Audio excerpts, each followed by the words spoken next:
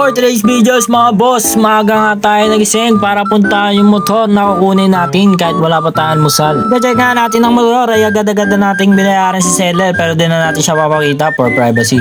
Agad-agad nga nating inuwi yung motor na may halong ngiti at tagumpay. Tapos syempre habang wala si nanay, kupit muna tayo sa tindahan sabay linis ng mayawagang Aerox. Hindi po masama ang aking ginawa.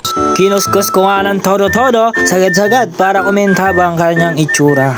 Pagkatapos nga ron ay agad-agad na natin siyang pinatuyo para magmukha ulit siyang bago. 24 hours later. Kinabukasan ay pumunta na tayo sa location para ma-check na ni buyer ang pangarap niyang motor. Pagkadating nga ay agad-agad na nilang sinuri ang unit at tinesting. Grabe, sobrang smooth at solid talaga ng kanyang takbo. Chinek na din na pala nila yung mga papeles. After nun, nagpirma na agad kami at nagbayaran. Grabe, napakasolid talaga ni boss. Talaga namang nice deal sir. Bagay na bagay talaga sa'yo si Aerox. Pagpasensyahan nyo na yung daanan, papaayos ko yan kinabukasan. Ang yabang talaga nito. Pagkatapos nga ron ay agad-agad tayo pumunta ng Bulacan para kumuha ng bagong unit. Pagdating nga namin, nakita ko na agad yung bagong poging motor. Pagkatapos nga i-check at bayaran, wala nang patumpik-tumpik pa. Kinuha ko na. Grabe, latang wala pang ligo.